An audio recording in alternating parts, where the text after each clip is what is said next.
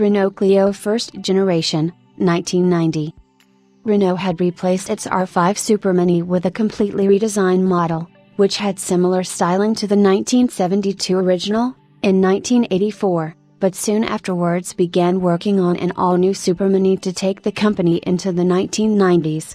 It was eventually decided that the new car would feature a name designation, rather than the numeric model designations which Renault had traditionally used. This would be adopted across the entire Renault range by 1995.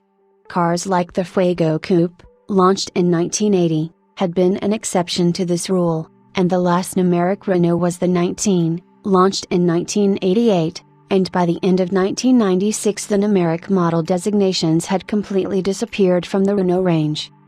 The Clio was introduced at the Paris Motor Show in June 1990 and sales in France and the rest of the continent began then, although sales on the right-hand drive Britain did not begin until March 1991.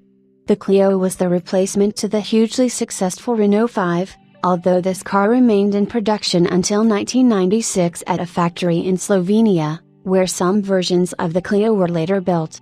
The Clio's suspension and floor pan were largely the same as the R5, which was derived from the R9 saloon of 1981 and R11 hatchback of 1983, not that of the original 1972 Renault 5, despite the later R5 visually resembling the original model.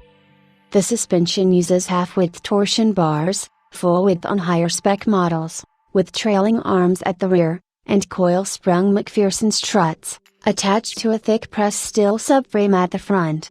The engine range available at launch included 1.2 liters and 1.4 liters E-Type Energy petrol inline 4 engines, first seen in the Renault 19, and 1.7 liters and 1.9 liters diesel engines, both based on the F-Type unit.